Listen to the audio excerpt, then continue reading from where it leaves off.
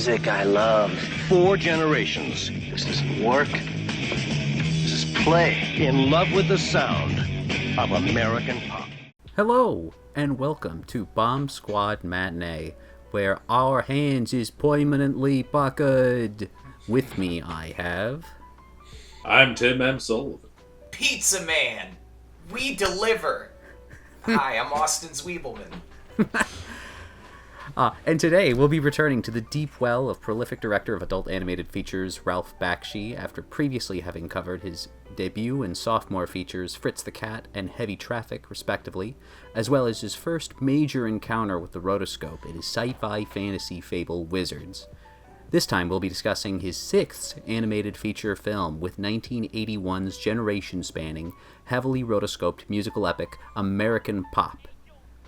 But before we dive into the film proper, since it's so prominent in this movie especially, and it'll be our first time discussing a film that so integrally employs rotoscoping techniques since we discussed Richard Linklater's 2022 film now? Good lord, yeah, forever ago. Apollo 10 and a half.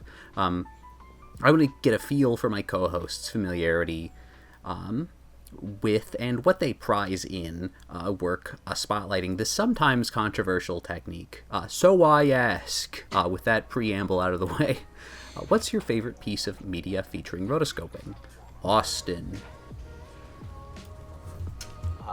This question made me feel like a poser, because I really do love the way rotoscoping looks. And if you wanted to watch every rotoscoped film in existence, it would only take you like 153 hours, which is half as long as it would take for a single Grey's Anatomy watch through. But I missed out on some really good ones, like Chico and Rita, Alloy Nobel, Terra and Taboo, and that said, I am one of the only people I know who watched that Rosa Salazar TV show Undone, which was fucking exceptional. They do that sort of Donnie Darko thing where they keep you suspended between knowing whether the main character has like ancestral time travel powers or is just a schizophrenic lady dealing with the trauma from a car accident. It's really good. But I have to be disappointing here because I haven't seen as many rotoscoped movies as a true fan of rotoscoping would have. I'm really like stepping in it here in more ways than one.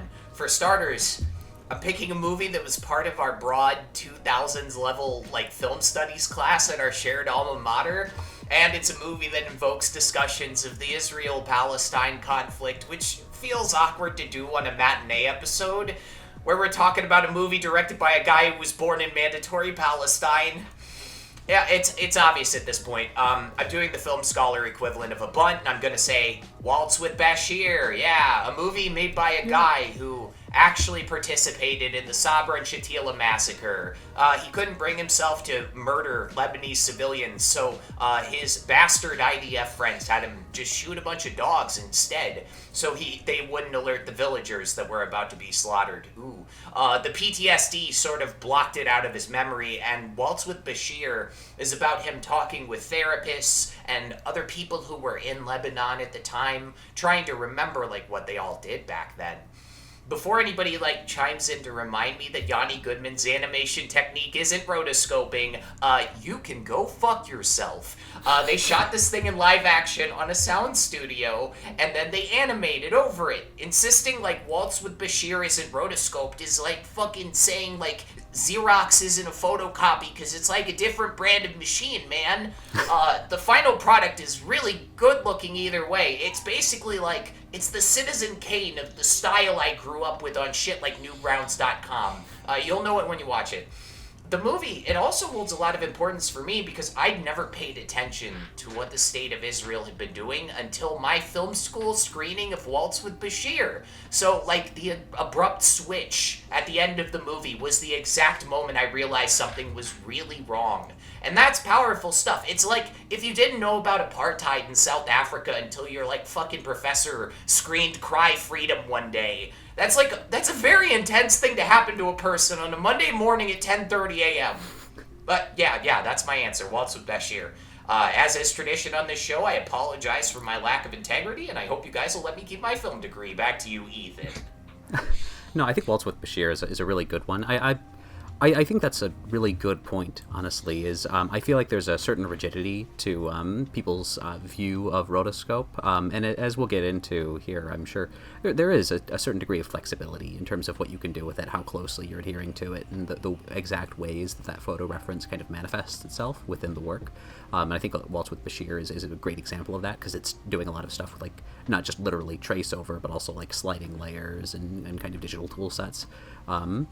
To create those effects, as opposed to something else, like a contemporary in terms of being an independent animated production, something like done at a computer box, something like Tower, that sort of thing, or those Linklater films, which are much more straightforwardly what we would consider rotoscope to some extent.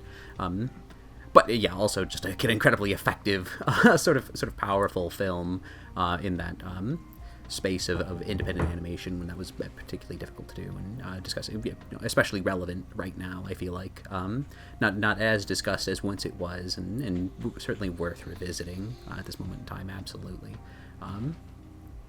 Tim, what's your favorite rotoscope piece of media? My favorite rotoscoped piece of media is the movie American Pop. But I'm going to be filleting that movie later on in the episode, don't you worry. I do have a couple of honorable mentions, because obviously we talked about how this is a technique that Ralph Bakshi's used a lot, and I think it's great in his other films, like Lord of the Rings, Fire and Ice, Wizards, where it's used. I think he's doing a lot of interesting stuff with it in those movies.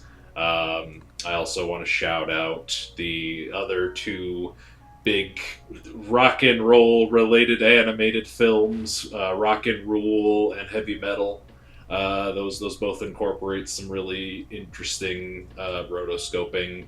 I also want to give an honorable mention to episode 1 of the Uzumaki anime.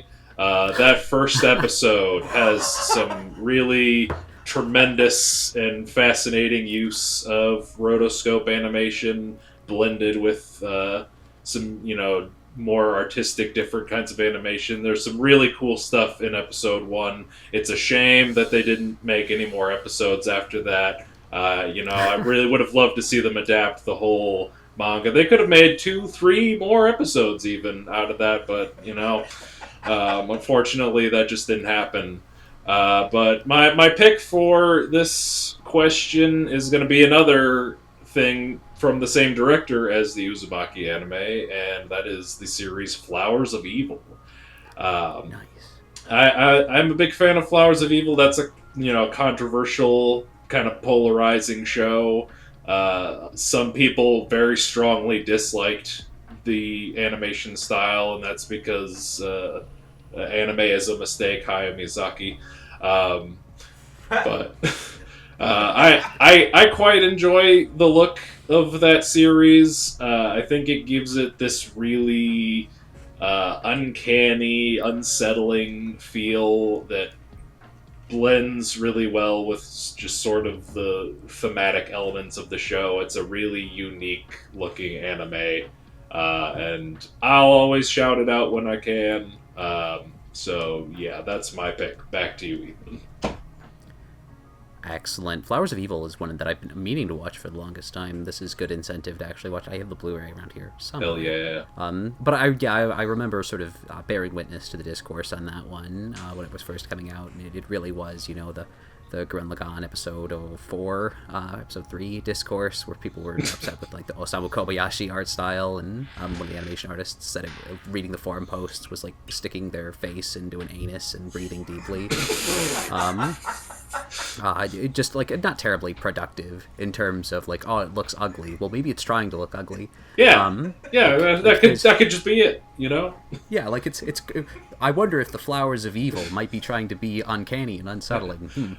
I do also want to mention that in the first episode of the Flowers of Evil anime, they make an offhand reference to Army of Darkness, and that is how I learned that the Japanese name for the movie Army of Darkness is Captain Supermarket, which is the greatest movie name in cinema history, if you ask me. No, that is a powerful foreign language title. I've always been a fan of that one. But yeah, no, Flowers of Evil is a really good example, not completely sidebar and sort of the accident discourse surrounding that one. But yeah, one I'm excited to look at. Transitioning to my own thoughts, repeating a little bit, I think some of Bakshi's deployment of rotoscoping, starting there, is especially striking. I think in Wizards is maybe when it's most effective for me. As I'll get into, I think a lot of the times rotoscoping might be at its best when it's sort of a visual effect, sort of harkening back to, like trick films and cinema of attractions back in the day, like integrated within a larger work. At times, and I think Wizards is the one where that's the most flaunted, where like sort of the stylistic disparity between like the demons from hell that are very, very obvious traceovers and these adorable fairy creatures is most impactful. But that being said, there are other really interesting examples of it. I also think it's good when there's like some texture to it or some line art, which is partially why, of all things, I think the Aha music video for Take On Men is actually a really good use of rotoscope, generally. Yeah. A lot of music videos tend to deploy it in some capacity, and I think that one especially uses it quite well, actually. But if I'm going to discuss rotoscope as a visual effect, I kind of have to go back to the originals. That's right, the Fleischer Brothers studio. I think it's really effective when deployed in Mr. Bug Goes to Town on the human characters that are obviously much larger. A similar sort of like disparity between the very realistic sort of movements of those human characters versus the tiny cartoony bugs. And the sense of weight is conveyed quite well there. But of all things, I'm going to go back to 1919 with one of the first Out of the Inkwell shorts, The Tantalizing Fly. Because, again, kind of discussing my opinion on it as being at its best in a specific context is like a trick film tradition as like a visual effect. The animation of Coco the Clown there, as performed by Dave Fleischer. If you look up a picture of Dave Fleischer dressed as Coco the Clown, he does this inexplicably like erotic sort of pose for that press still. It's really worth looking at.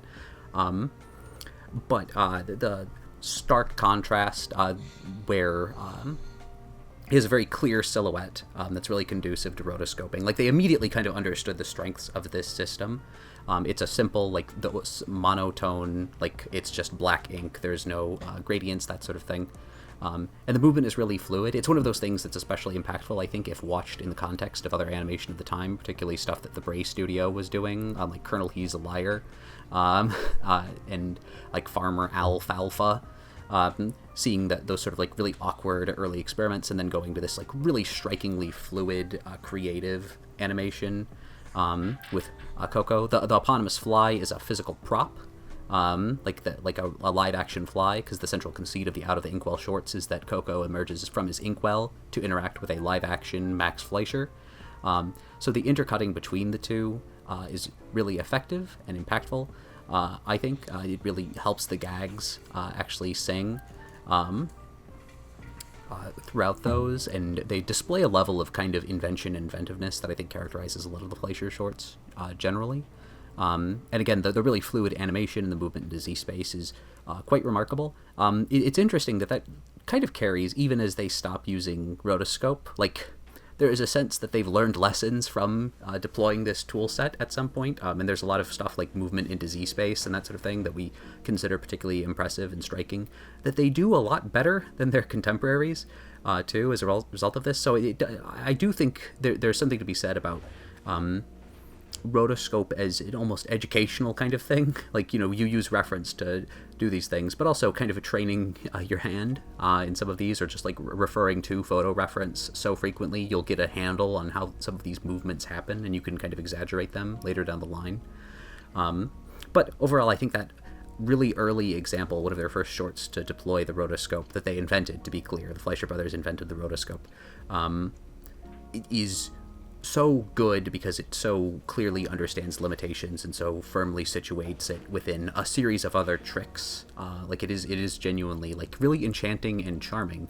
A far cry from something as like an effective narrative, like ominous horror narrative like Flowers of Evil, or something quite as thoughtful as Waltz with Bashir, but I think still important in the history. I'm glad we kind of ran the gamut of the media form there, with the tantalizing fly, which is, I think, 107 years old this year, something like that, 108.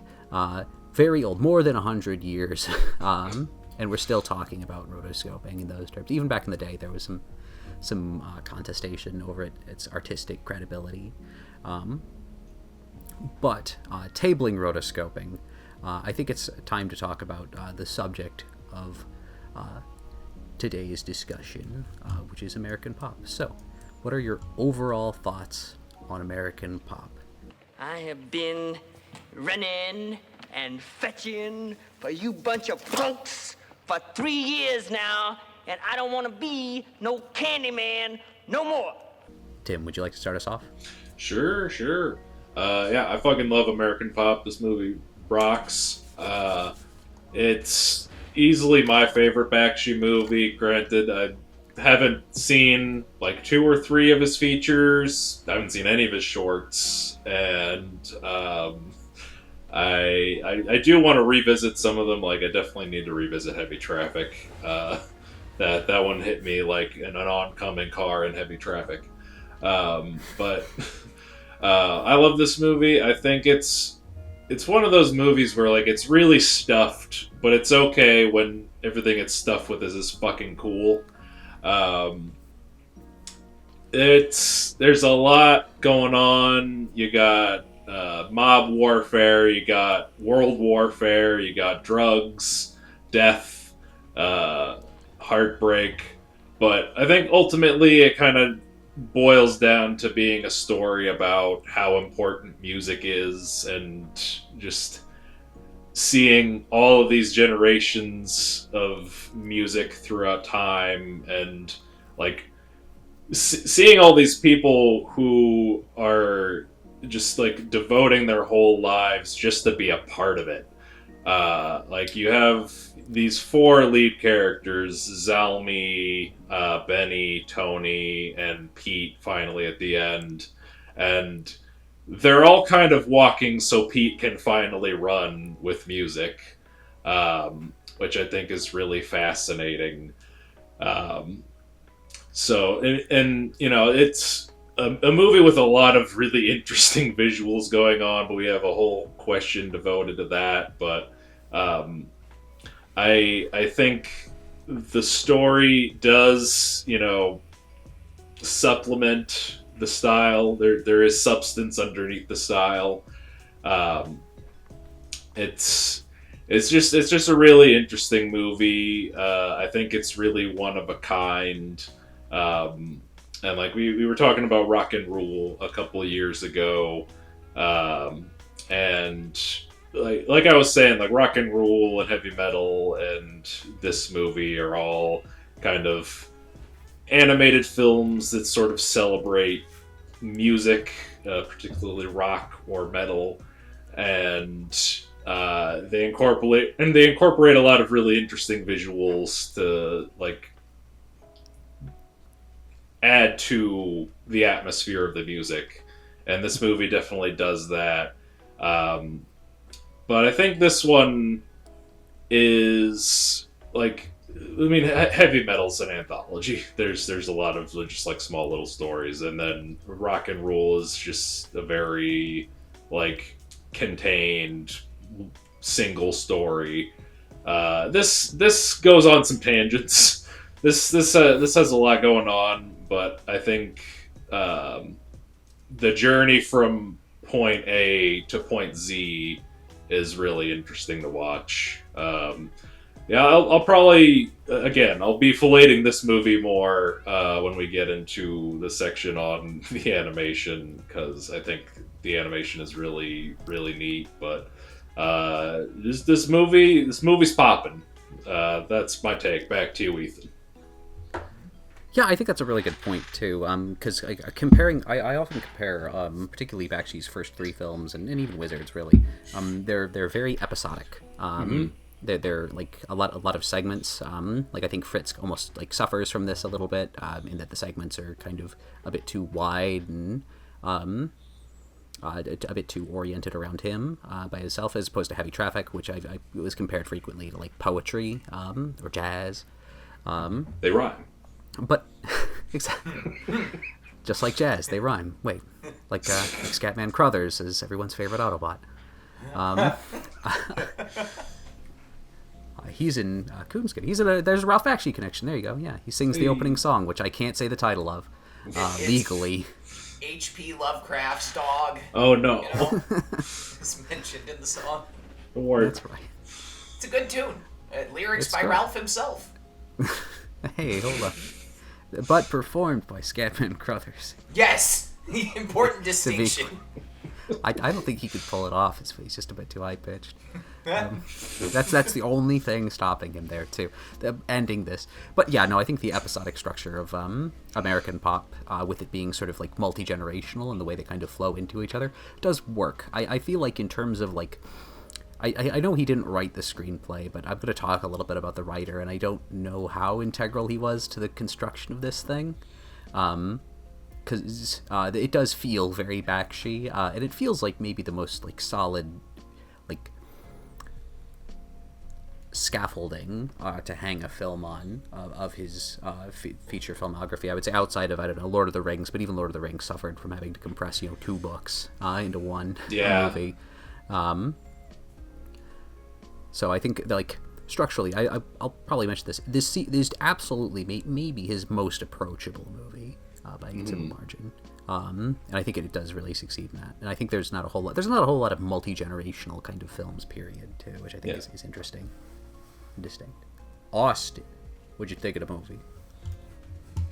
Obviously, I don't want to detract from this film or discussing the film or the making of this film, talking about some personal bullshit that's not all that interesting. But this movie made me violently sad. I was crying on and off for about an hour after I watched this for the first time.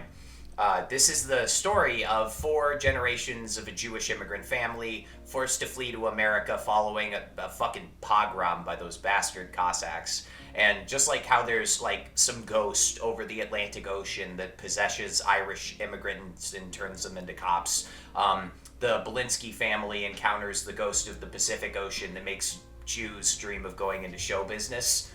If I had to guess why this movie had me ugly crying in the bathroom, one possible reason might be how this movie captures the like strange destruction of the Jewish religion across several generations of showbiz dreamers.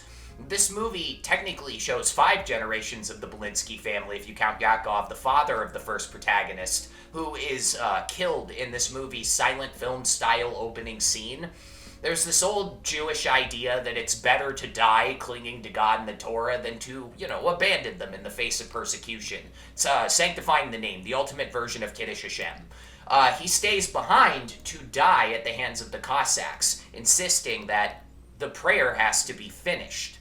By the end of the film, almost a century later, we're following Yakov's great-great-grandson Pete, whose hair is the color of cornfields, who deals cocaine to strangers in rooms that don't belong to him.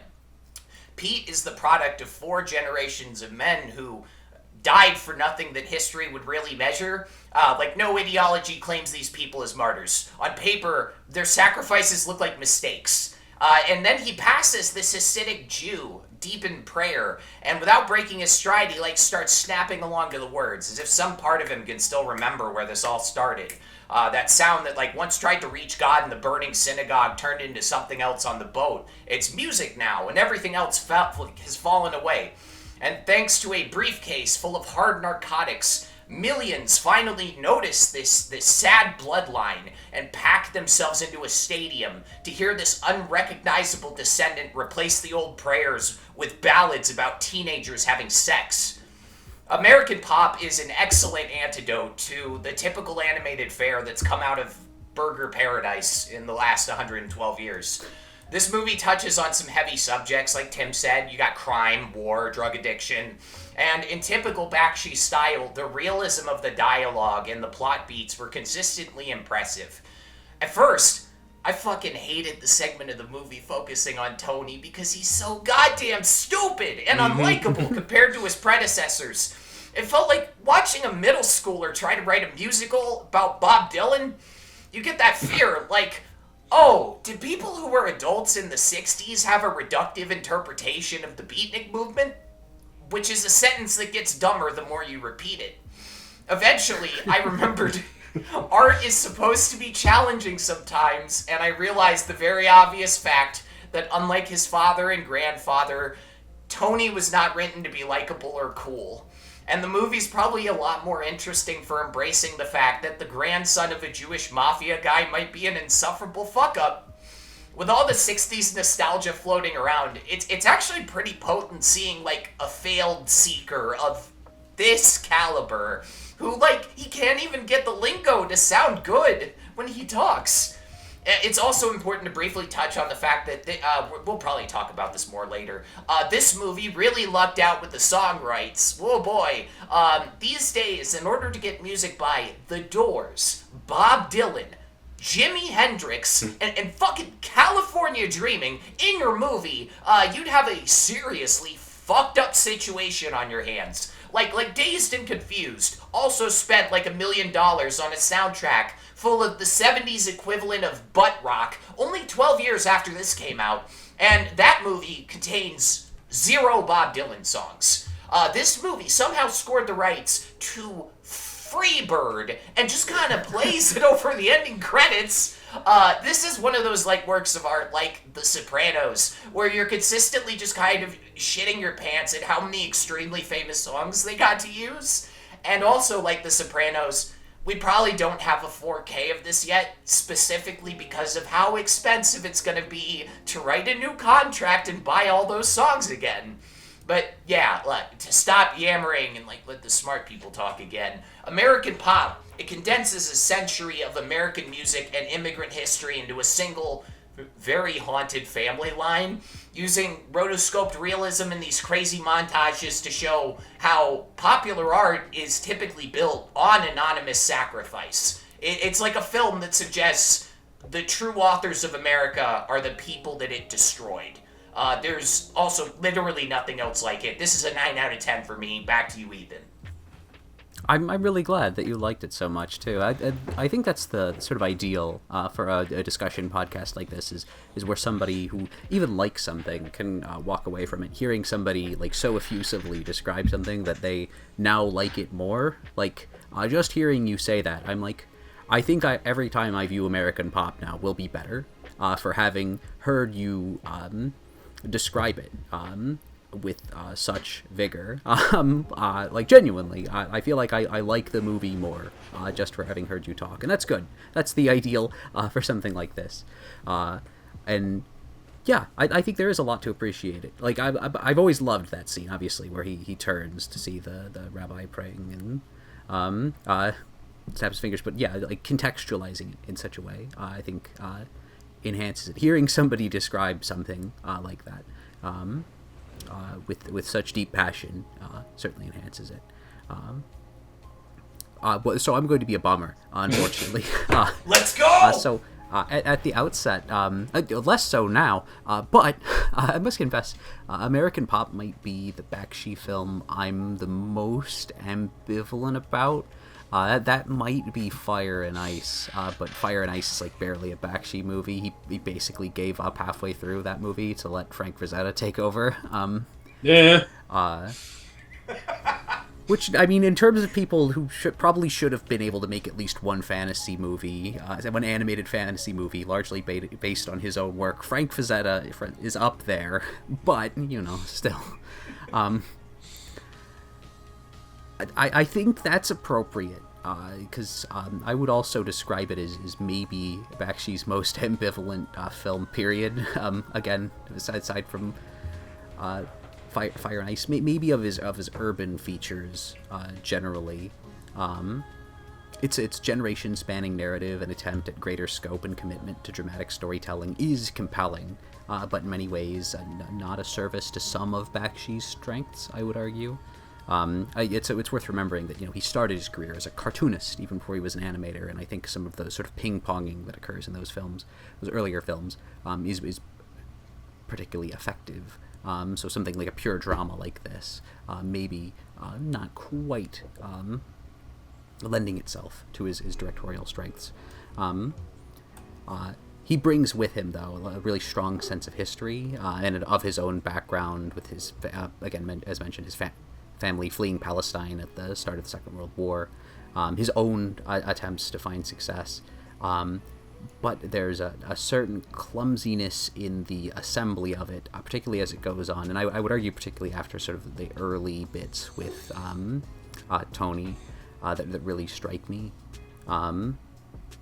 Yes, because Zalmi, Benny, and the first bits of the Tony episodes are, I feel, the strongest, the ones that feel the most effective at navigating the line between charting America's history and the story of this family, the exploitation of immigrant and child labor in the factory and vaudeville alike.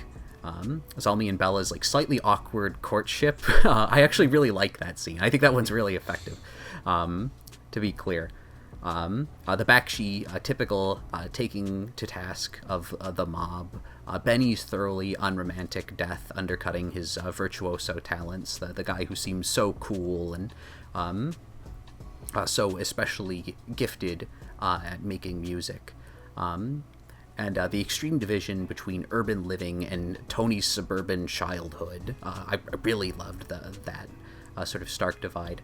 These are all remarkably strong and really well realized.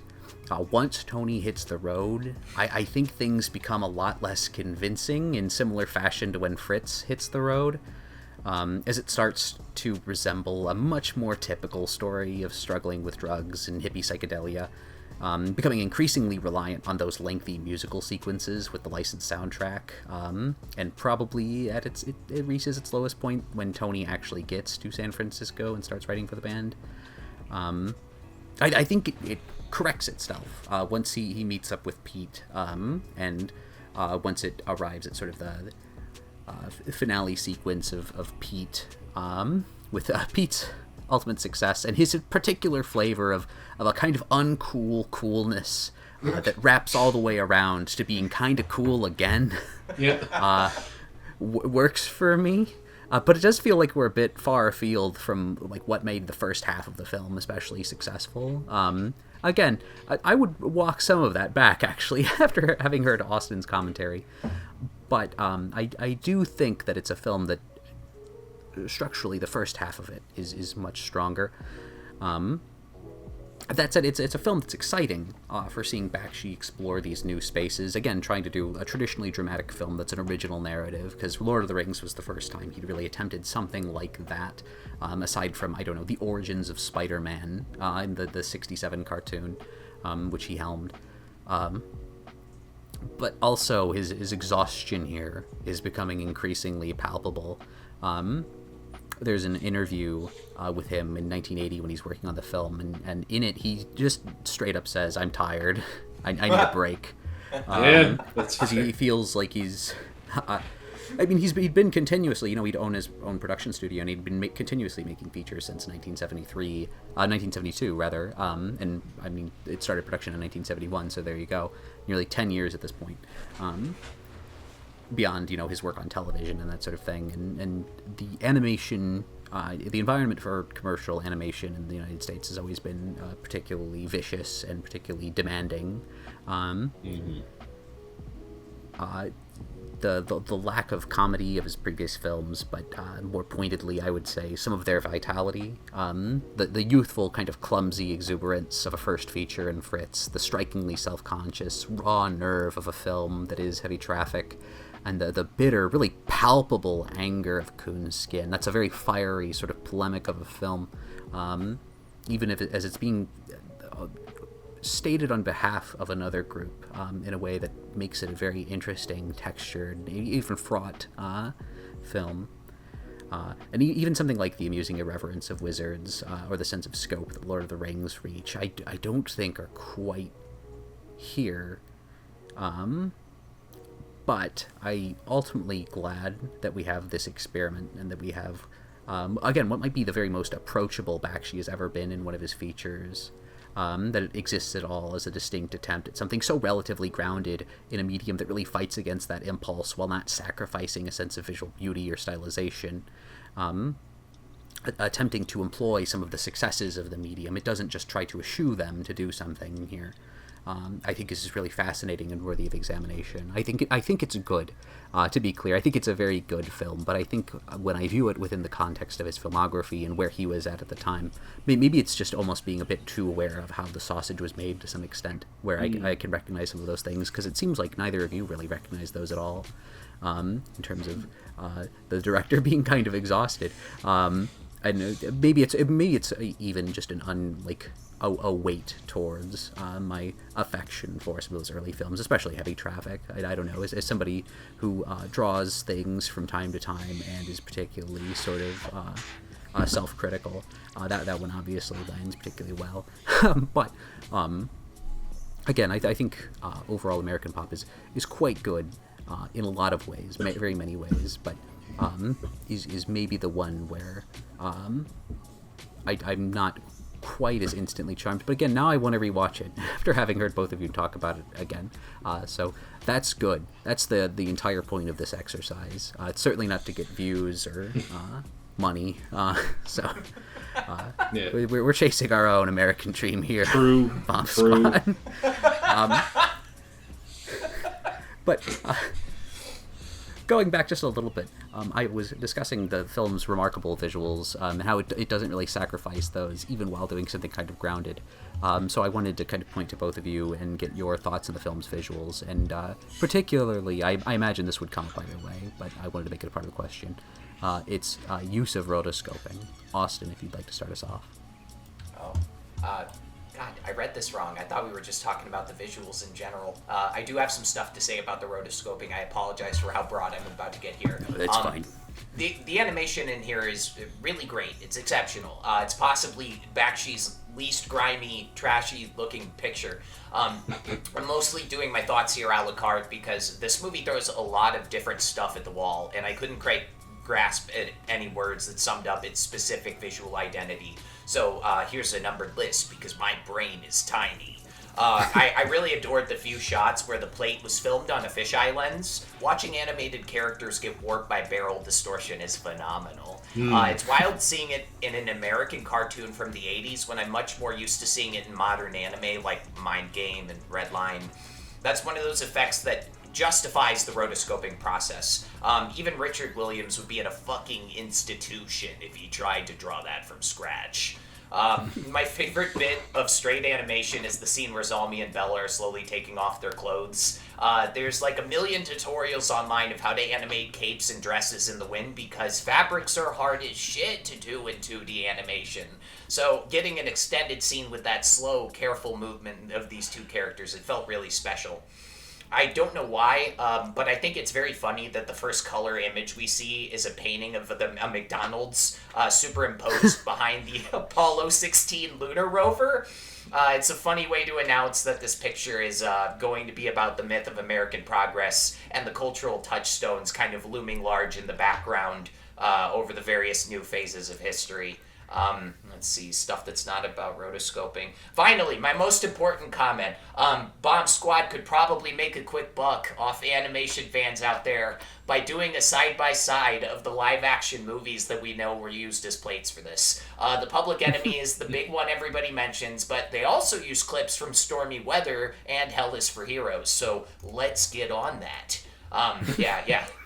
That's what I've got with regards to the rotoscoping. Back to you, Ethan.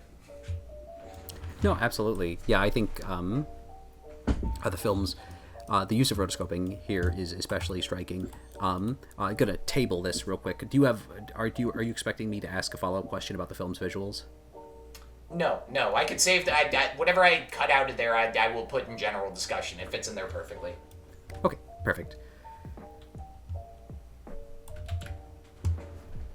Sorry, marking that basically.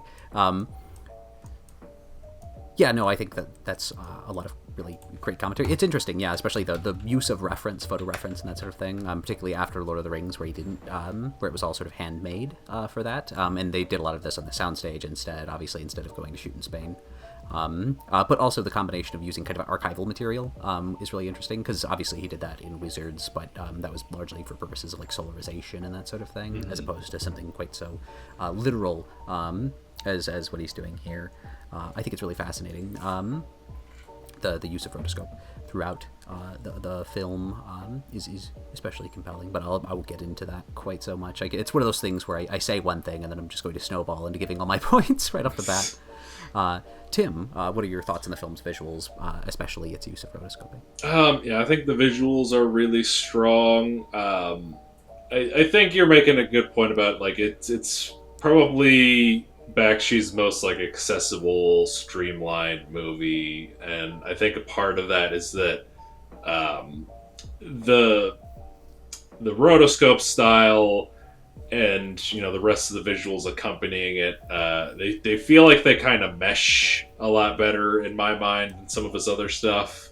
It's not quite as stark of a contrast as in Wizards, having those, photo referenced demons with the cute little cartoon elf men. It all kind of blends in a way that I think is pretty cohesive. The backgrounds in some of the musical sequences, like I love how over the top he gets with the visuals in it. It's very music video-y, which I think for a movie like this, that's a good thing. That's that's a style you want to emulate. And it does that, more towards the end of the second act and throughout the third act. The first half or so of the movie is largely pretty straightforward visual wise, but I think overall the rotoscoping of it is very good. I think it's just a movie that's chock full of just very interesting visuals, and I think the first time I watched it, I probably largely let the story just kind of wash over me, but I still fucking loved it. And I think there's something to that, even if you're not really grasping at the story on the first try, it's still such a visually interesting movie that you can't help but love it and think it's interesting and important. Just real good visuals, real good use of rotoscoping. Back to you, Ethan. Yeah, absolutely. I think it is particularly striking how well it integrates, because there's a lot of stylization and kind of abstraction in the backgrounds, which I'll kind of briefly discuss in my own answer. Mm-hmm. But Bakshi films never really emphasize shadows and that sort of thing in the same way Disney films, or the sort of example of that, something like Who Framed Roger Rabbit, where in terms of depicting dimensionality, but they always work for me. I've never really caught off guard or really I feel like if the backgrounds attempted to be a bit more grounded or realistic, it would almost call more attention to it, to that disparity. So I've never minded their absence all that much, and it still creates a really convincing effect, and the trade-off is that it also looks more interesting and cool, that level of visual inventiveness. That said, much like the film as a whole, I'm admittedly a bit ambivalent on the film's visuals, and when I say ambivalent, I guess I don't mean I don't care about them, that sort of thing. I mean, I have complicated feelings about them, to be clear, the academic context of ambivalent, to some extent. As I mentioned at the top, I really do think that rotoscoping works best, kind of as an effect. Even in something like Bakshi's own Lord of the Rings, there's a greater sense of stylization and freeing themselves from the much more literal trace work in American pop. And at its worst, American pop exemplifies all the issues of rotoscoping. Awkward timing that comes about when rendering the animation on twos, a certain weightlessness, and the reduction of details on faces, at times being kind of awkward and making them look strange and more than a bit uncanny. However, there are times when it's not just tracing, of course. Instances of animated characters and places where liberties are taken that provide the more exaggerated proportions of Luis Zingarelli's concept art and character illustrations that appear frequently throughout the film. particularly, probably one of my favorite bits of animation in the whole film is the dancers interspersed throughout the montage of many World War II experiences set to Sing, Sing, Sing, which deploy really loose, exaggerated proportions with oversized feet and hands. The oversized feet, I know, was something that is usually ascribed to Brenda Banks as something she always really liked to do in her animation work, at Warner Brothers in particular. So I wonder if she's responsible for those. There's no credit on them, but she is credited for work on the film. Brenda Banks being, for all the listeners who are new, the first black woman to work in American animation as like a character animation artist. Again, I couldn't guarantee that she did that, but that whole sequence really successfully uses reference as a base, particularly through the use of rough, scratchy Xerox pencils that flaunt the construction lines, and those exaggerated proportions kind of enhances the impact of the reference plate in a way that's especially good and compelling, I think. It really demonstrates, I think, the artistry that can go into rotoscoping to some extent. In those sequences where, again, it's not a literal transformation of this thing, it's the equivalent of using reference sort of more intensively to create kind of an interesting effect, even beyond just sort of looking at it and then kind of trying to roughshod approximate it, but like intentionally going out of your way to like, well, I'll draw the hands bigger here and this sort of thing. There's a real understanding of keeping the proportions consistent between animation drawings and that sort of thing. There's an artistry to it. And again, I think the rough pencil lines actually paper over like diminution, a lot of the other effects. That's the other thing that's notable about when the rotoscope was invented. At that time, it was so far back in the past, they were doing all this on paper with pens that had variable line weights too, so you got a little bit of that effect back when you were doing this there, and it also helped paper over some of the inconsistencies in registration. Obviously less of a thing when you're doing it with very consistent ink tracing on celluloid, where it's a bit more obvious, but Xerox kind of eliminates that issue, and I think that it really enhances the work in general. Also, less substantial, I really like Zalmi's performance in the horse suit. I think that's really good, fun, loose, cartoony animation. That's extremely effective. But even beyond the animation work, which I do think is quite good, there are awkward moments, but there are awkward moments in much animation, to be clear. But there's some really remarkable visual design. Zingarelli, as mentioned before, a lot of her concept art is featured prominently throughout the film. That again, it almost serves as like character models to some extent for some of the actual animation. Johnny Vita and Ira Turek return with their wonderful watercolors and radiograph pen illustrations for backgrounds that I remember being especially striking in the early Zalmi segment, just as incredible as they were in Fritz the Cat or even the 67 Spider-Man series, where they were always especially eye-popping and gorgeous, really striking. Again, sort of that level of abstraction there. Marcia Jackson offers these really beautiful warped perspective fisheye backgrounds that you see. I always think of, in particular, there's the exterior of the diner in Kansas that's really, really good that she did. As well as Barry Jackson, who does a lot of the stuff with where you see like character art with those kind of like Bill Plimpton adjacent kind of character drawings. A lot of people that look like Elvis, even when they are not Elvis. But I like them. The most striking one is the record executives at the very end of the film are Barry Jackson drawings, for instance. But I always like those little interstitials. There's something really striking about his artwork, and I like how distinct all three of them are. You could really tell, like even not being having the quote unquote eye, who's doing what, just by like knowing there are three like four major artists. Well, five, but Ira Turek and Johnny Vita are fused at the hip, so four major artists. It's like Adorno and Horkheimer.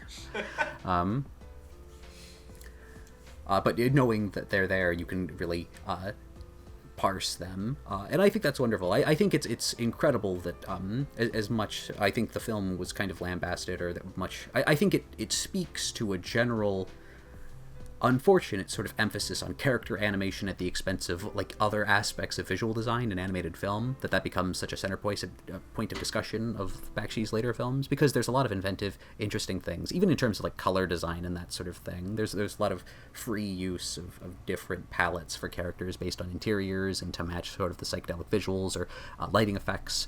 There's a lot of stuff happening in the like photographing of cells here that's interesting, but if the discussion only becomes rotoscope oriented, which is what I did, I set the trap and then immediately ran directly into it.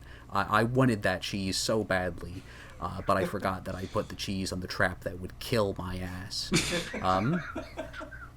But I think it is worth commenting on some of those beautiful visual design flourishes, and I think that the film as a whole does still look quite captivating, even if it does sometimes have idiosyncrasies that are a bit distracting. But that's enough talking from me. I talked far too much. Spoke, whatever. Gentlemen, behold! Corn! General discussion. Austin, did you have anything you would like to lead us off with in terms of visual design sort of periphery? I actually, this was kind of in my thoughts on the animation, and then I clipped it out. I thought it would be kind of fun to do a Where Are They Now for some of those animators you just talked about. What is it? Johnny Vita from layout and design helped make, the staging feel naturalistic while keeping the graphics punchy. It was actually 64 fucking years old when this movie dropped. Guy was there from the beginning of animation itself. He worked on Snow White, Fantasia, Lady and the Tramp. He died 7 years after American Pop came out in his hometown of Port Chester, New York.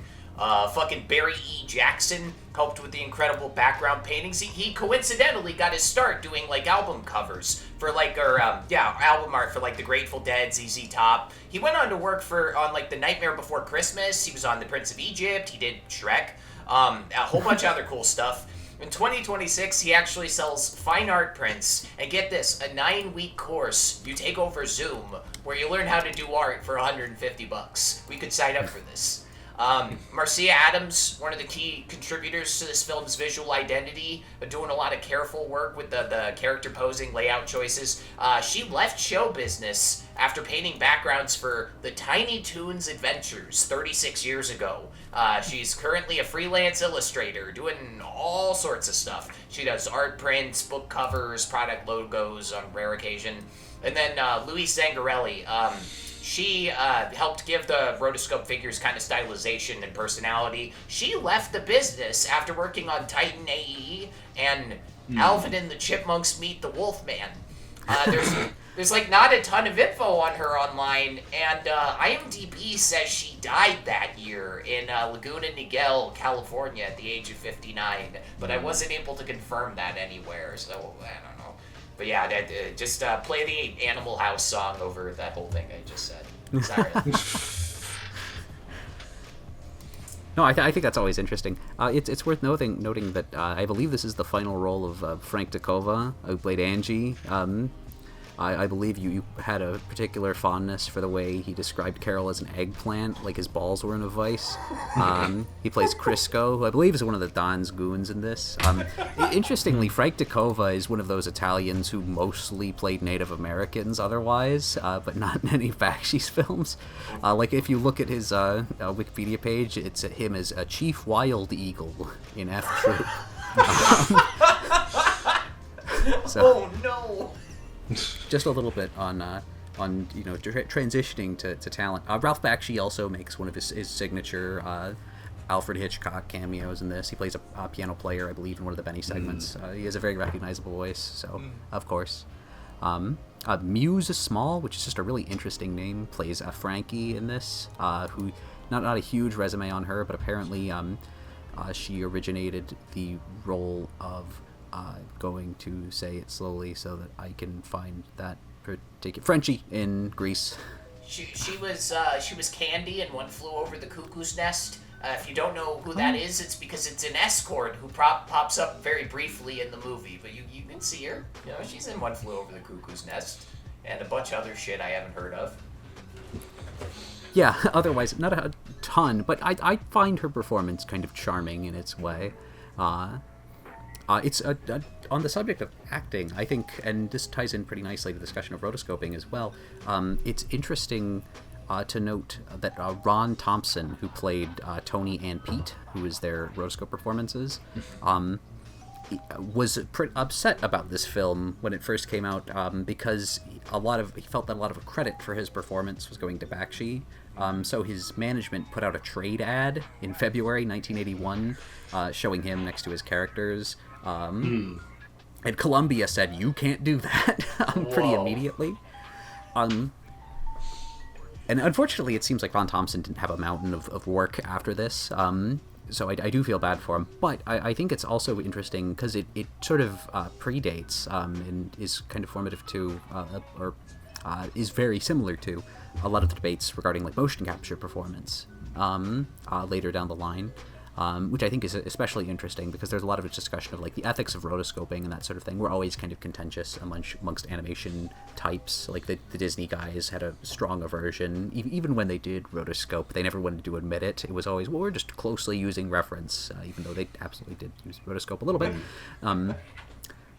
But it's interesting that I think that he got that sort of... that he tried to do that, because it seemed like if you're going to use images from the film, don't do that. But that it sort of predates that larger conversation regarding, because I think it's important. Yeah, like who do you prize here? The animation artists or the original performers, that sort of thing. Him and Bakshi must have made up eventually because he voiced some of the cops in The Last Days of Coney Island. It's listed as one of his film credits. They were destined to work together again. That might have been because Ron got to air his grievances out in a radio interview you can find online, and maybe that venting... I think the radio interview was like 2013, and maybe that helped him kind of, to settle his mind or something. But yeah, they would eventually see each other again. Did you say you wanted to talk about Ronnie Kern, the writer of this movie? Speaking of people behind the camera. This is very brief. I don't know anything about Ronnie Kern. She a pretty unremarkable career after this. I think the only other feature she wrote was a comedy drama from the previous year called A Change of Seasons, which looks thoroughly like the state of music in 1980. Quite bad state of film in 1980, maybe a little rough.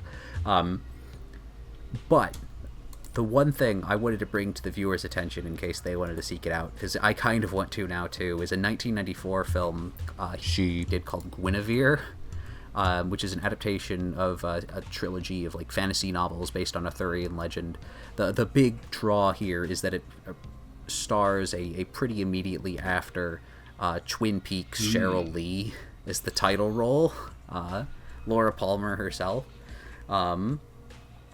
as Guinevere. So I would be fascinated to see Laura Palmer, warrior princess. Oh yeah. Ronnie Kern's she's about to turn 80 soon. She mostly writes books these days. Her last novella, The Key, it was published in Storylandia 5 years ago or something. She wrote that terrible Bo Derek film that was heavily maligned. But apparently, she had another moment in her career where she kind of came close to grabbing something halfway decent. She wrote a Lifetime movie called Homeless to Harvard in 2003. It won some Primetime Emmys. She won a Christopher Award for it. But yeah, it's worth noting. She also, after American Pop, she didn't do anything for 13 years, and then for the rest of her career, it was just television movies. If you see her Wikipedia, it's all parentheticals TV movie after this. So I guess. Yeah, Bo Derek movie, and then American Pop, which didn't fare super duper at the box office. That probably was just all right, maybe movies aren't for me. Might have been the thought there. Yeah. I do want to touch on, because we were talking about visuals and largely about the rotoscope, but I do want to talk about the backgrounds a little bit, mostly because I was watching this the other day, and my wife was watching TV in the bedroom, but she kind of came in briefly during the Tony segment, and she was just like they really went all out on these backgrounds, and the backgrounds are all great.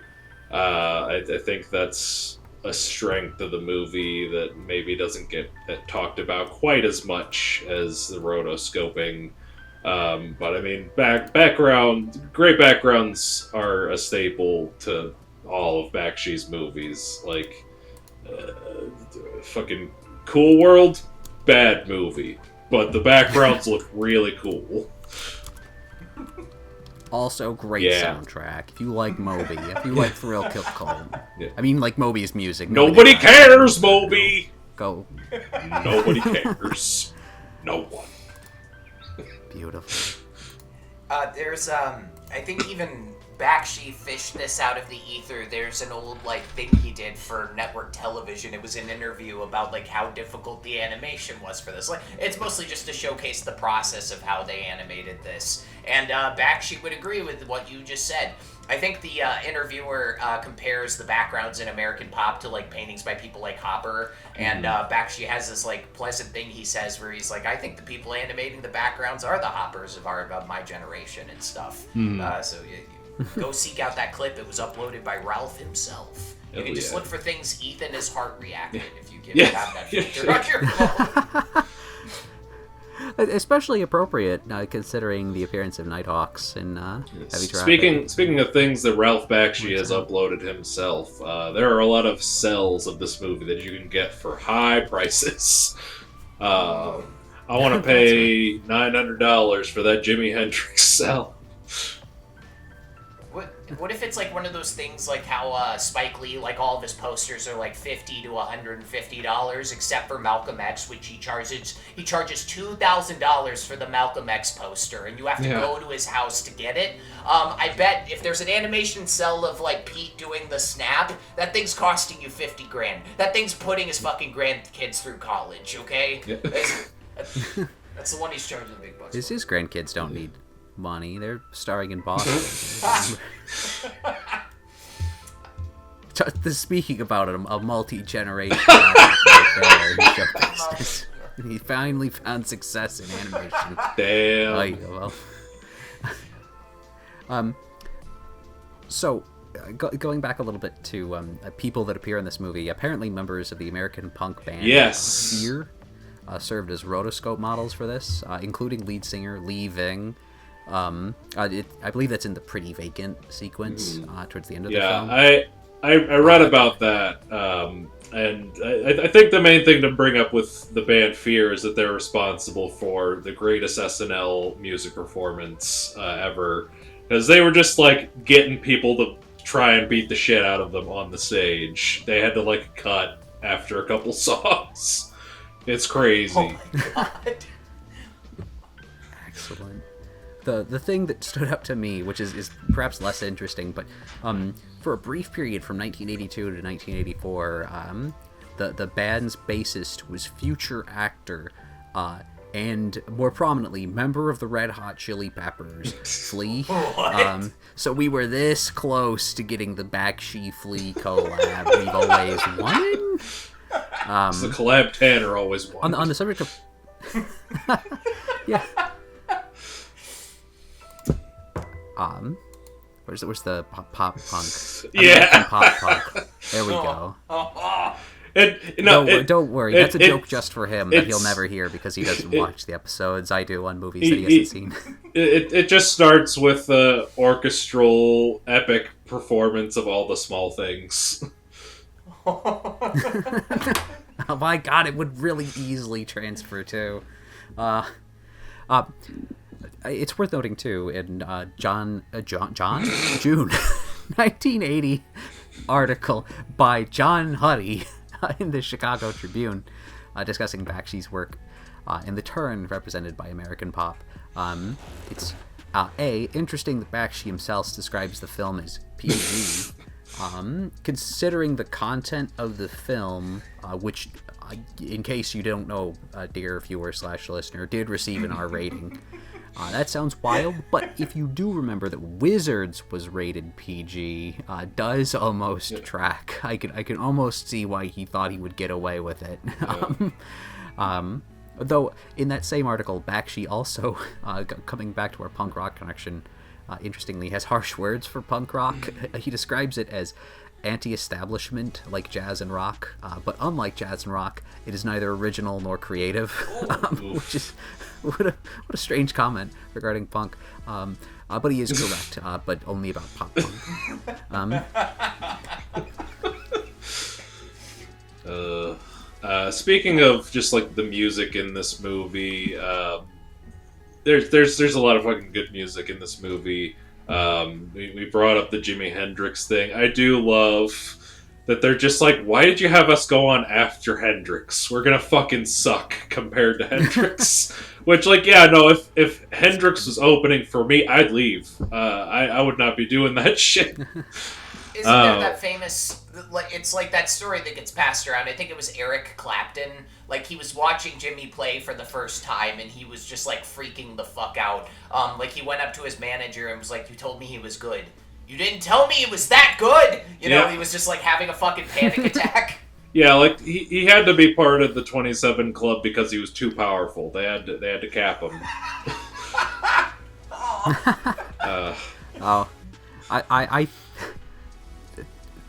I really like, speaking of like immediately after that bit, I really like Tony going through an existential crisis when he realizes that Pete's his kid, as he's just like in a field and it's just the camera circling around him like, oh fuck, I can't believe I've done this.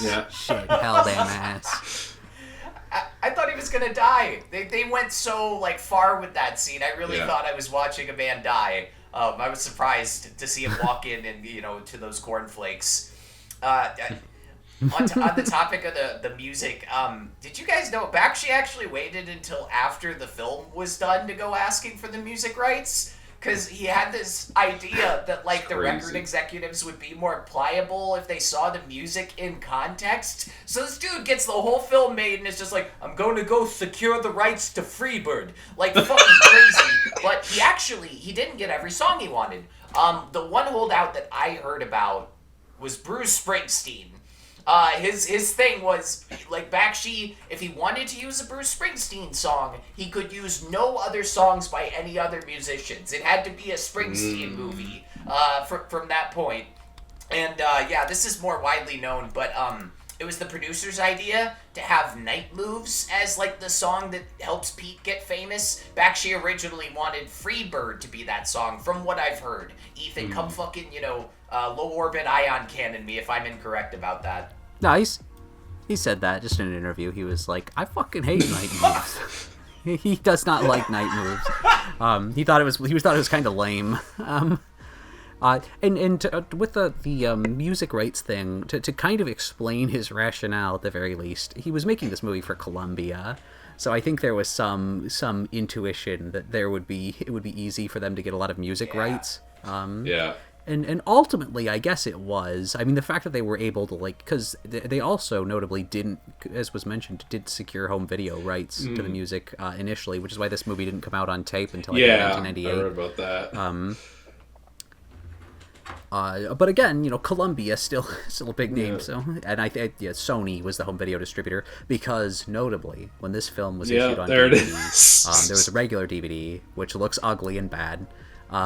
But more importantly, there was a double feature DVD release that included American Pop and Cowboy Bebop the movie, which looks ugly as sin, but it is one of the funniest things ever. I remember Right Stuff advertising one of their sales with, like, Kamen Rider Kuga and Cool World, and I remember if you bought a copy of Wizards, it came with a coupon for $5 off a Blu-ray of Redline, which is just another instance of companies keep trying to package Bakshi stuff with anime, and it makes me so happy every time they do.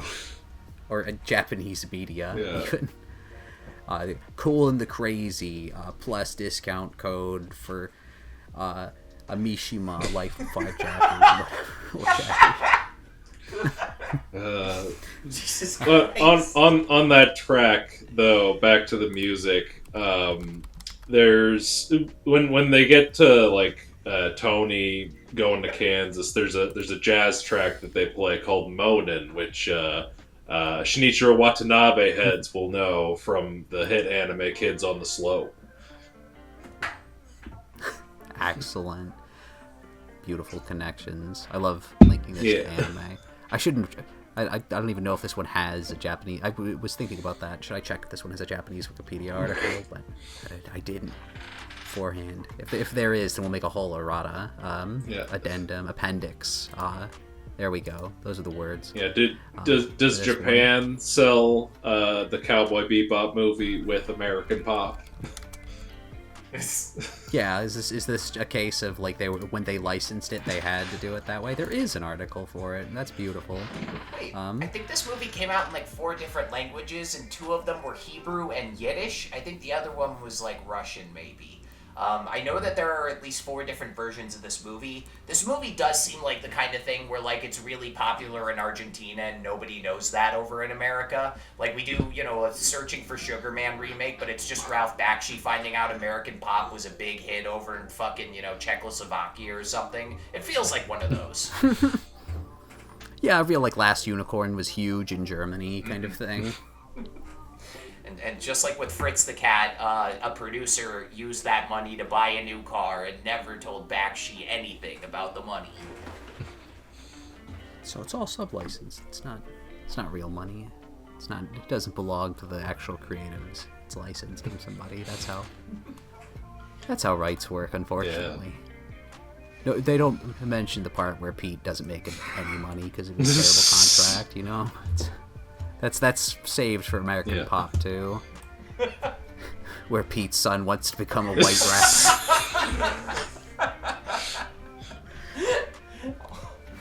I love the idea that Pete is Marshall Mathers' dad. That rocks. I do want to... this film is so exceptional at shitting on beatniks. I don't know if these are tropes, because I haven't, read a bunch of books. But, a beatnik talking about how he needs to keep going west after failing to make it in California was so fucking funny. Yeah. Also, abandoning his son on a park bench, leaving some random drug dealer to just, let his son know what happened. You can tell Bakshi, has a bone to pick with these people. It's great. That segment does feel like it drags on a little bit. And it does feel like, because he was alive around that time, he's got to get his licks in. I hear he actually had money to hire researchers about the part, the parts that were, portraying eras before what he lived in. He actually, the studio gave him enough money to kind of research not just what stuff looked like, but what music was popular then. So he had a research budget for this one. But I do think that his being alive in the 60s kind of made that segment of the film stretch out a little bit more and gave it, I guess, an interesting, kind of character, flavor to it.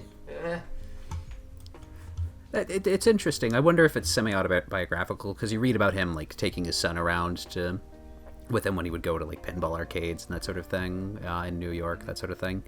A little bit of that, a little bit of sort of Bakshi, the self-facing artist. He starts to look a lot more like Michael as it goes along, with the longer hair and everything. So I wonder if it's a little bit of that. But yeah, there are a lot of characters in there that I like. I like the guy who sort of admonishes him when he's working as a dish cleaner at the restaurant. He kind of talks funny. I don't know why. He's got a home movies character. Kind of quality to him. He's pretty understanding, all things considered. Where are you gonna go? What are you doing? Actually, are you stupid? Are you okay? That I really like. He doesn't feel like a total jerk. I do love the line where they're just in the cornfield and he's just cream corn, candy corn, popcorn, Cracker Jack. You're the prize in my box. And I'm just gonna start saying that to my wife now. There's something again endearing about Tony. In terms of the transformation there, it's like coolness skips it or something, I guess, to some extent. Pete is completely confident that he is cool, and he's confidence makes him cool. yeah, Tony is performing like quite obviously, and is steadily realizing that he's not as cool as he thinks he is. In a way that really works for me. Yeah, I think there are successes in this film. Maybe it's the problem that I recognize that Tony is not cool, and I still have to spend too much time with Tony being not cool. Maybe he just really wanted to get that Catcher in the Rye adaptation out. He knew probably that he wasn't going to be able to make it, but he had to have his Holden Caulfield. He didn't. They already did with that Fritz though. Have enough with Fritz the Catcher in the Rye. Yeah, Fritz the Catcher in the Rye. No, I think.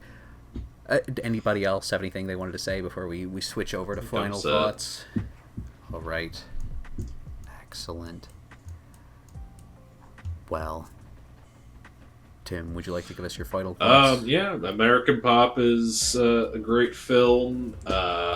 It unfortunately is not available streaming anywhere. You can rent it. You can get the DVD combo pack with Cowboy Bebop the movie if you want to watch both of those movies.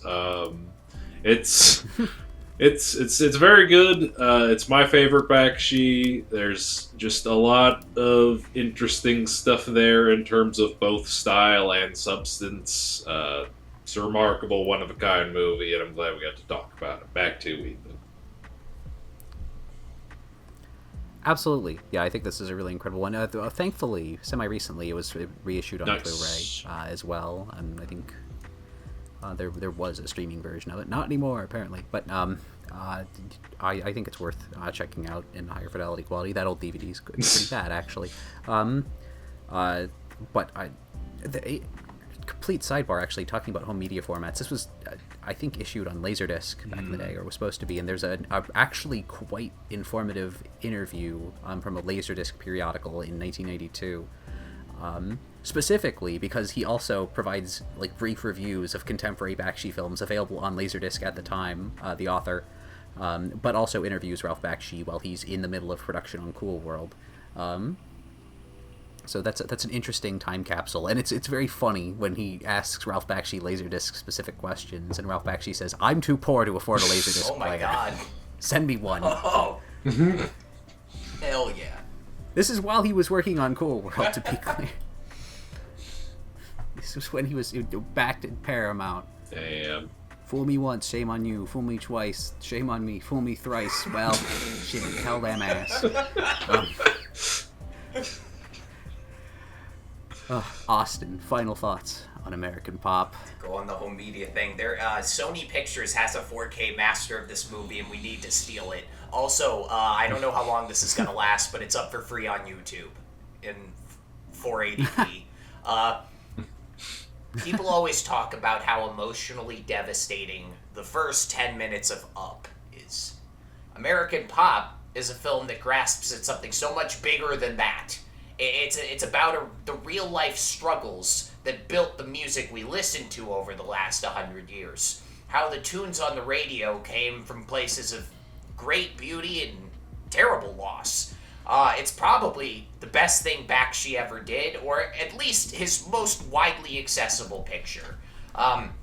Thank you for having us watch this. The feelings that this film evokes live in the very fabric of its animation, and I don't think any book, play, or comic could hit you quite the same way that this does. I'm better now that I have seen this. Thank you, Ethan. Absolutely, yeah, no, like I said, I'm glad that you enjoyed this so much, and I feel like, keeping in mind what you've said here, I think I will appreciate it even more than I already did, to see someone make an emotional, like, that's honestly, like, in terms of something like this, where you're ostensibly kind of recommending a film, or engaging in a discussion about a film, with both, your friends for the recording, but also with a hypothetical viewer/listener, like, that's kind of what you want, in that sort of thing. I think in another angle to appreciate something from, even if maybe the film doesn't work as well for you, ultimately, that sort of thing, just being able to see those variable perspectives is so significant in this, and I think that's really valuable, is being able to appreciate these things from different vantage points. So yeah, I really appreciated both of your guys' really commentary on this one, your effusive praise, and the distinct views you have from it. I've said my piece with it largely, even if it's not perfect. I do still quite enjoy it, and I think it's a very distinct object in Bakshi's larger filmography. So for my final thoughts, I'm going to leave you with this quite poignant, I think, quote from Bakshi himself, discussing the film in a trade periodical today.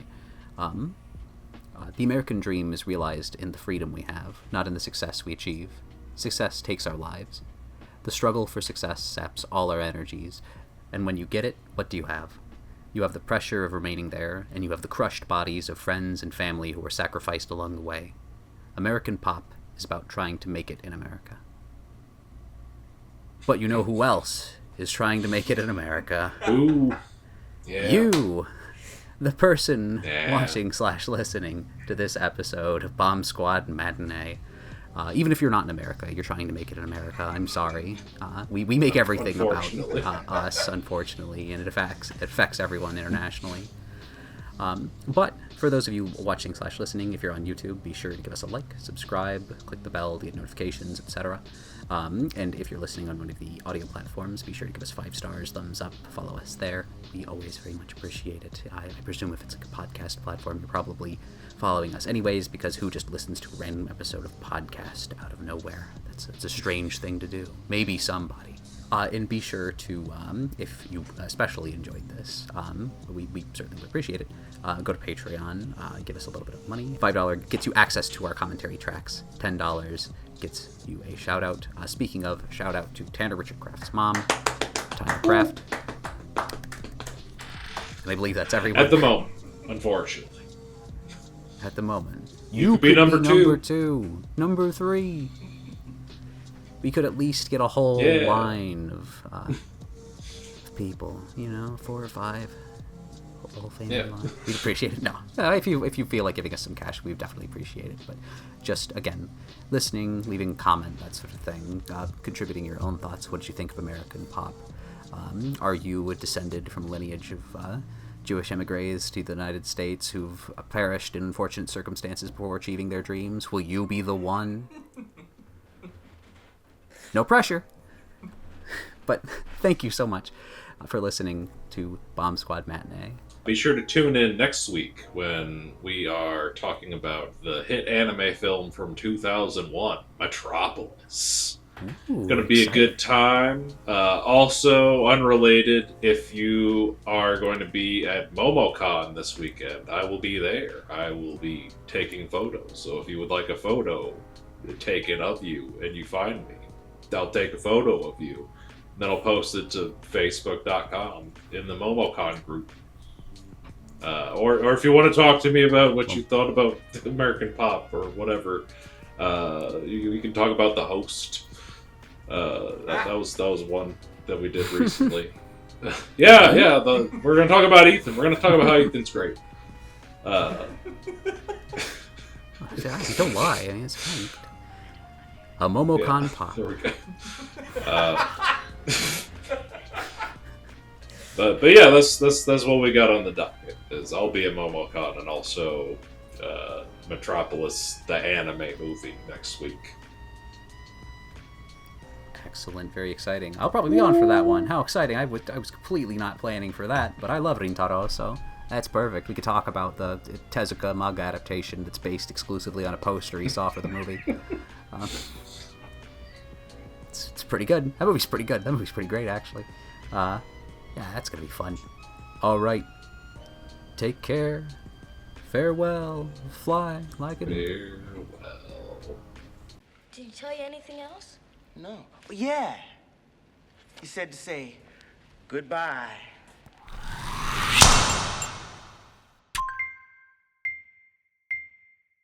I slid my ticket across the table and I said, "Sorry guys, I gotta see about a